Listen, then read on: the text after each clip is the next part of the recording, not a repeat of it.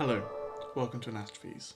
In this episode, Aya El Khouri talks with Dr. Rami Zurayk, professor within the American University of Beirut's Department of Landscape Design and Ecosystem Management. As they walk through the university's campus, they discuss his research, which explores white phosphorus as a weapon of war, with a particular focus on South Lebanon. His work looks at the destructive impact of white phosphorus and how it evades traditional modes of representation.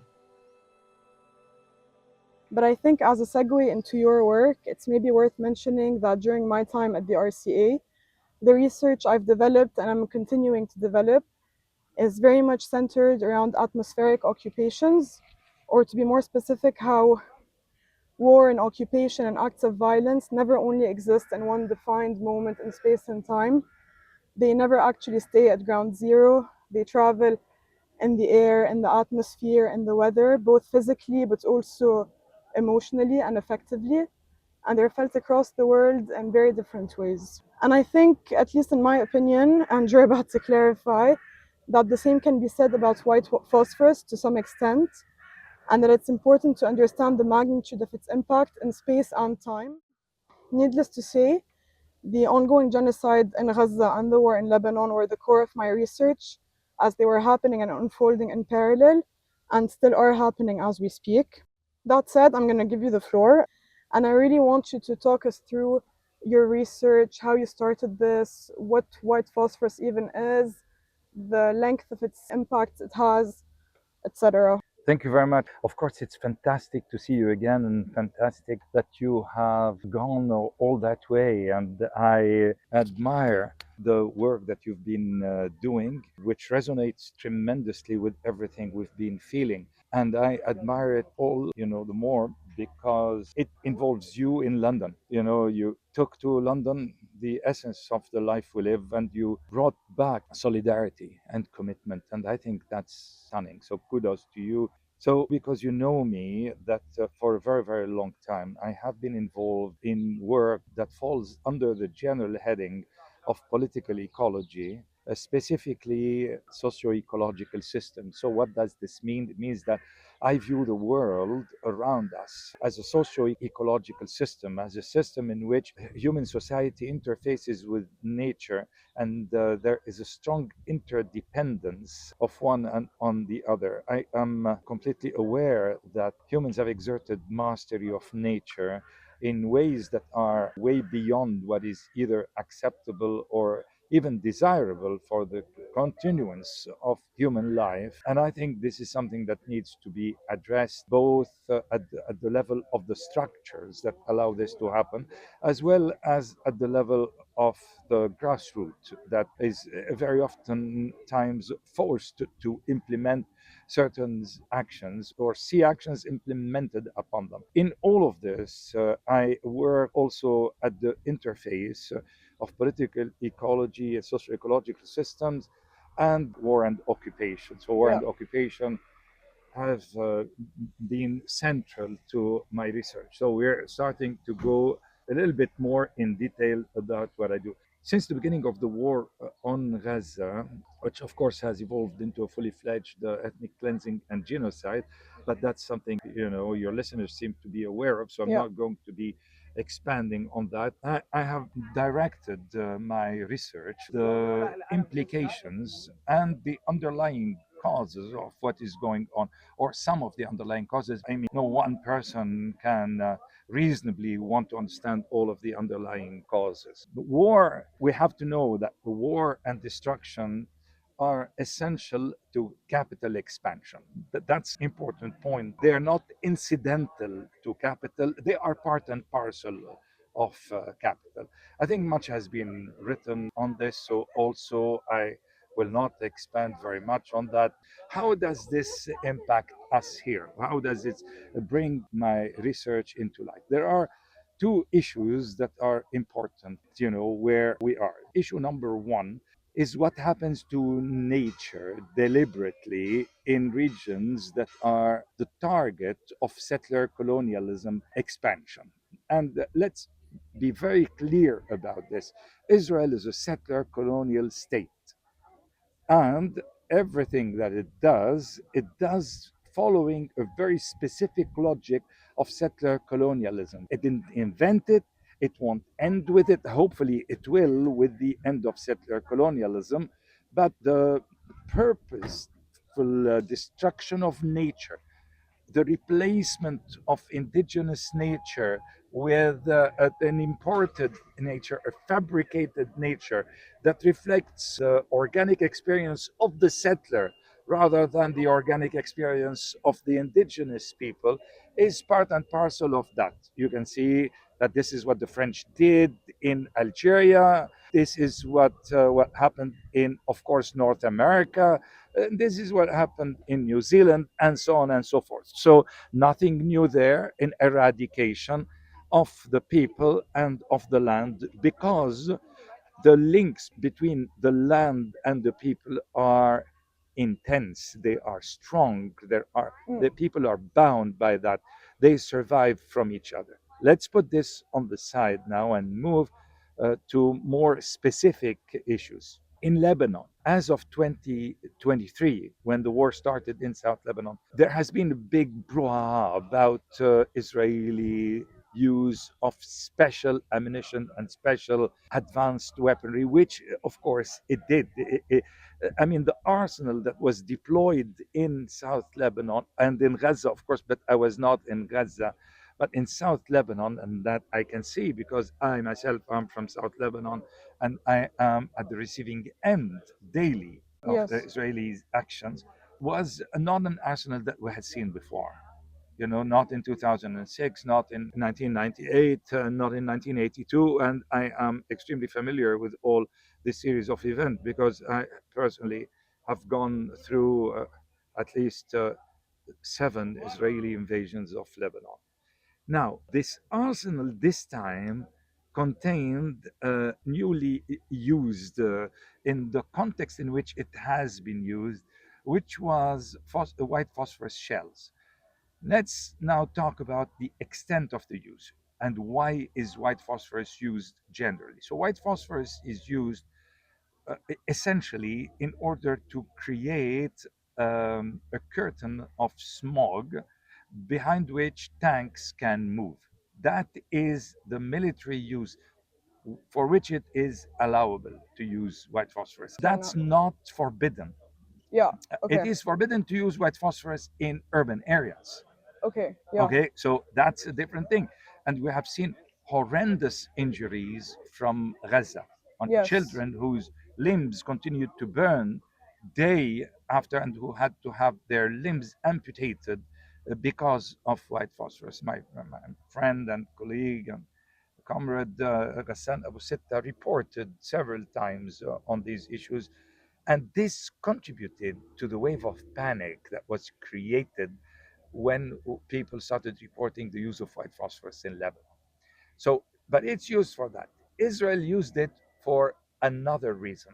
It used it in order to deliberately burn the native plant cover. For I hesitate to say forest, but I'm going to say woodland cover Mm. of Lebanon that is commonly known in the Mediterranean as the Mediterranean maquis, a Yes. dense mid-elevation cover of oak trees, Quercus caliprinus, that is, generally thought to be impenetrable, but that through which you can actually dig vegetation tunnels, and that has historically in the Mediterranean been used to resistance against fascism. During the French resistance in World War II, were called les maquisards, the people, the soldier, the resistant that lived in the maquis, because the maquis offered good protection from the overpowering and aerially controlling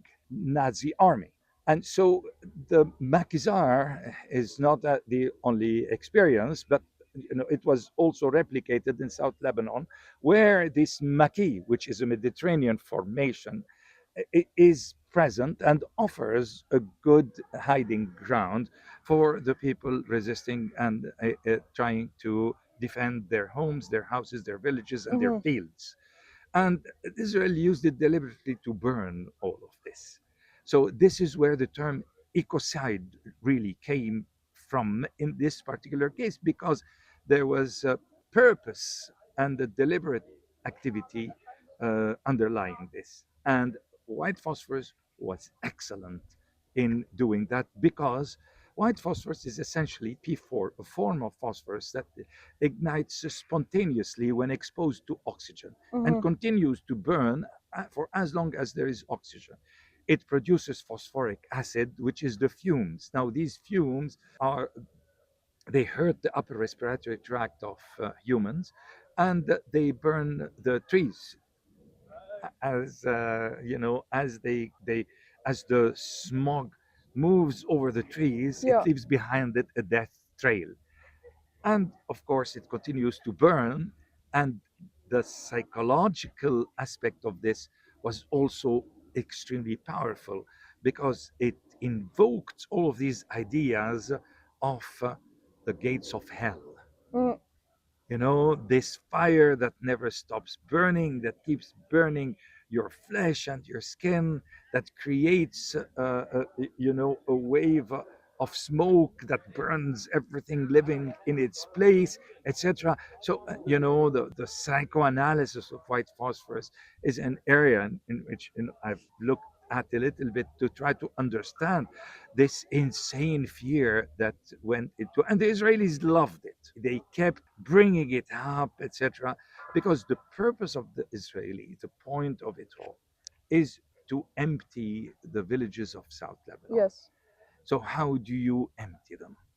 You empty them by destroying and damaging the socio-ecological system that allowed both society and ecology to survive.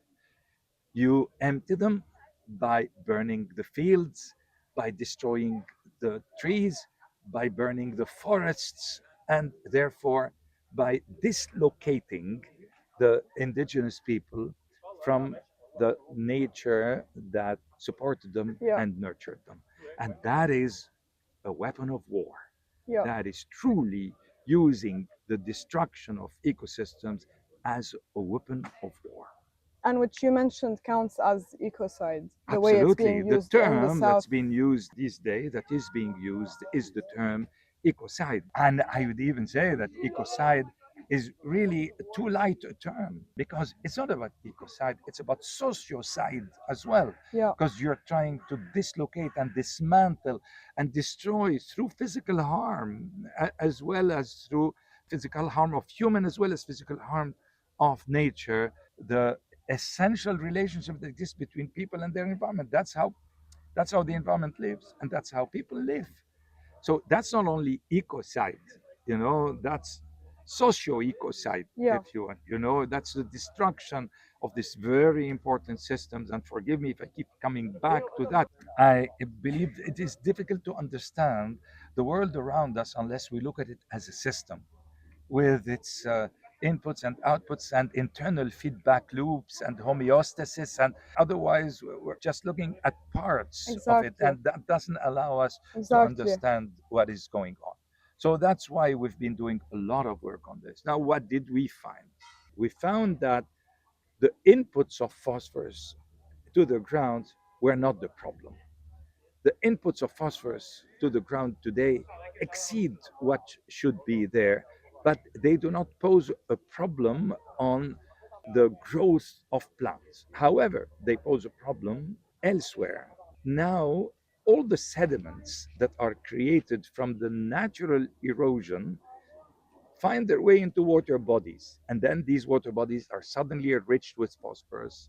And these create algal blooms, which then suffocate and asphyxiate all the life in water, all the aquatic life.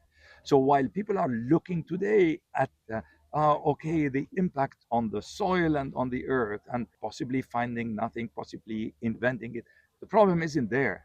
So the combination of burning the forest, of enriching the soil with white phosphorus, is increasing the rates of erosion of heavily charged calcium carbonate, heavily charged with phosphorus, which are then going to move Yeah. all the way into the aquatic.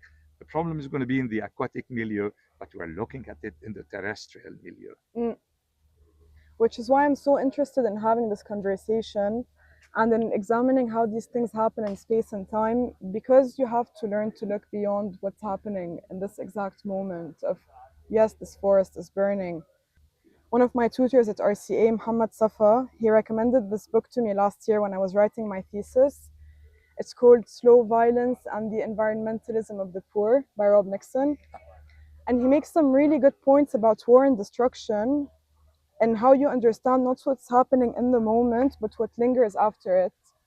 And he said something that really stuck with me, profoundly resonated with the research I'm doing, which is when you think of war and war casualties, you think of the very tragic and painful, but also obvious images you would think of when an attack is happening. You think of the rubble, you think of the dead bodies, you think of what you immediately visually see and what immediately traumatizes you. But no one ever stops to think, even the media, which doesn't have the patience or even the core to examine the casualties that happen years and even generations later when these things actually take their toll. And how, yes, there's destruction in the moment, but there's also so much destruction and so many casualties that take, again, years to exact their toll, whether in people's bodies or even on the land itself. I And I think agree. it's something that escapes a lot of representation when you're talking about war and destruction and violence and occupation.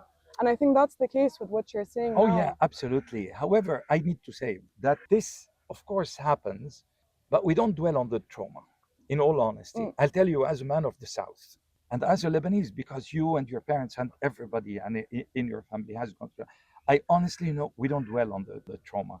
We don't expect anything from conventional and classical media. We don't certainly expect them to either understand neither the short term nor the long term. We fight back. We fight back by becoming stronger. We fight back by being what Nassim Taleb calls anti-fragile. So, anti-fragility is in fact internalizing the shocks that you have in order to become stronger. This is something that, of course, there is a lot of Nietzsche in it. That which does not kill me will make me stronger, but it's actually occurred in probabilistic theory. And so, as long as the shock is within your limit of tolerance, resilience is not desirable. It is anti-fragility that is desirable, because you don't want to go bounce back all the time to the same place, mm-hmm. nor you want to expect it from yourself and others. I hate this term, the whole, social resilience Yeah, and the resilience of people, yeah, which allows systems to be built on the constant and continuous exploitation of those who are weaker in the system, and then convincing them that they are resilient and resilient. they can tolerate it. We've Yeah, seen this in Lebanon. We've seen this elsewhere. I do not think we should be resilient. I think we should be completely anti-fragile, grow stronger with everyone, become stronger, and not only absorb the shock, but be strengthened within, from it, and continue to resistance and liberation. I do not think that just accepting this or being resilient to it is a good thing. The reason why I do all of these studies is that there needs to be a lot of good science behind the planning and determining your next action. Your next action may just be replanting the soil. That is the biggest act of resistance I am aware of. Every single place, every single square meter from which they want to erase you needs to be replanted.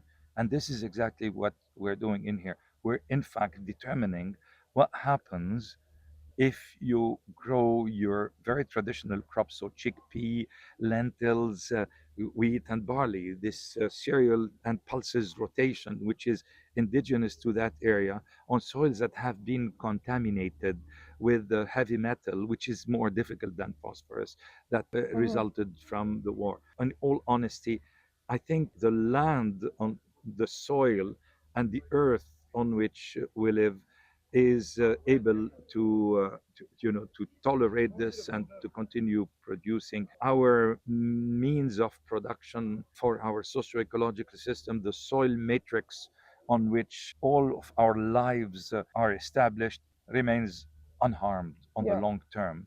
Some spots are worth looking into. By and large, we are here. We are well rooted in this land. Our native plants are well rooted in it. You know that wherever you set fire to an oak forest, it takes 5 years for it to. And oaks are fantastic species. You know, you can burn them, they will grow Yeah. again next year. Last year, I went down to immediately after the ceasefire, so almost a year ago, I went down to near the Beaufort Castle, you know, to the Khardali area, and underneath all of the trees that had been burned with the white phosphorus, new growth was coming up, was all green. So, and that is exactly how we perceive this land and these people.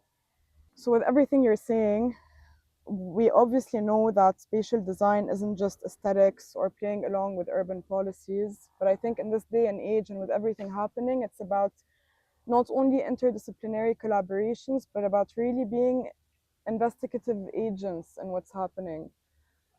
And what would you say the role of not only landscape architecture is with everything that's happening, but how do you practice relative to this condition or to these unfolding crises?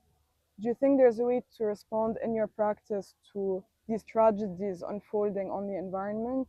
Yes, indeed, indeed. So you know, Aya, that I am not a designer. My intention, you know, I mean, especially when you're in ecology, I am working constantly with designers, with architects, with landscape architects, Exactly. Yeah. and I myself, I'm a landscape scientist. So space for me is extremely important. My own practice is understand nature and push it in the right direction, and the right direction is the direction that nature takes. Now, nature for me is the interaction between society and people who live off that nature, people who have skin in the game.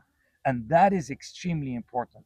So, people who are sitting, like many of us, in their offices, for whom this is yet another project, this is an undertaking, who have by necessity an incomplete understanding of the situation, not because they're not smart, not because they're not sensitive, just because they're not organically bound to the area. And I know that here I am rattling the very basis of design, and I personally do not care because my job is to rattle things that seem Yes. established.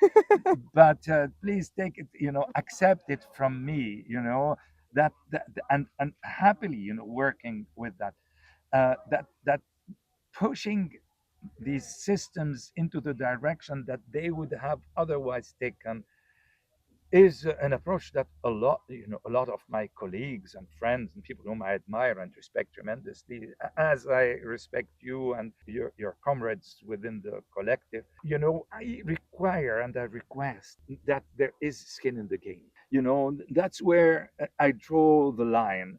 And no, you might come back to me and say, well, that's not possible. Big designers have done. And I say, you know, there are several ways of looking.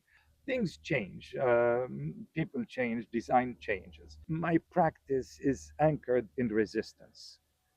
That's where my practice is anchored. If it does serve the purpose of resistance, then it is a good practice. And serving the purpose of resistance means by necessity that it is driven by people. Now, I do not have a lot of illusions about the term communities and community based and Okay. etc. Essentially, when you say communities, you're not addressing the power relation that exists within a community. So, a community includes the person who oppresses and exploits the other people within the community, and community involvement doesn't necessarily, you know, mean those who are the most exposed, and that even is not something. So I don't have any fantasies associated with communities, but at least people who have skin in the game have a say, and a strong one, Yeah. and need to guide everything we do from design to other areas and other issues. So luckily for me, I have skin in the game where I work, Yeah. and you know, and I therefore I'm happy to be completely immersed in the work that I do. I will never accept that there be settlement and colonialism in, you know, in the land of the whole of Lebanon, but certainly not in the land that means everything to me. Our collective anastrophes, we define anastrophes as If a catastrophe is things falling apart, then an anastrophe is things coming together and taking a radical shift or turn or. I like it. It's like anastomosis. Yes, yes, You yes. know, it's the bringing back together of different branches of a river or Yes. other. And we like asking our guests on this podcast what they think their anastrophe in their career was. I'll take you a little bit further away and then I'll bring you back Yes, to that. please. Okay. So, in 1977, I joined AUB Mhm. as a student in agriculture. I could have done and many other things, but I chose agriculture. I was very influenced by an African hero called Amilcar Cabral. And Cabral was in Capo Verde and Guinea-Bissau and was one of the main actors in fighting the colonialism in that region, Portuguese colonialism. Now, Cabral was an agriculture engineer, and the way he operated in bringing together people of the land who are the main, this is where you have the most exploitation. It's around the food system. This is where people, when we say anchored in the land, that's what it means. This is where the poor of the urban regions come from.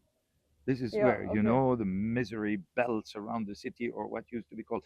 This is where the revolutions always start. It is true that urban areas are where revolutions explode, but they explode because they have silently started in the exploitation that takes place relentlessly in the rural world. Mhm.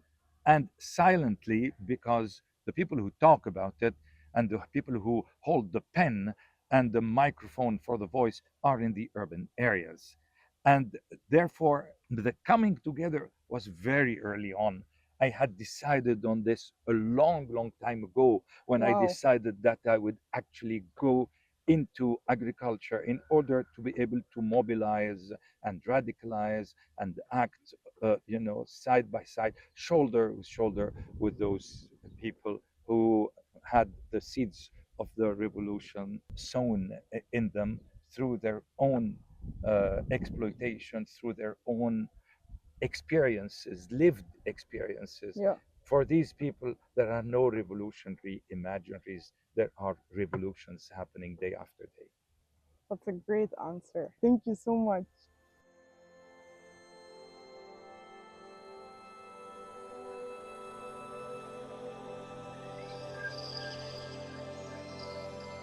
This episode was hosted by Aya El Khouri and edited by Marie Lehman, with assistance from Christy Swallow and Ava Shear.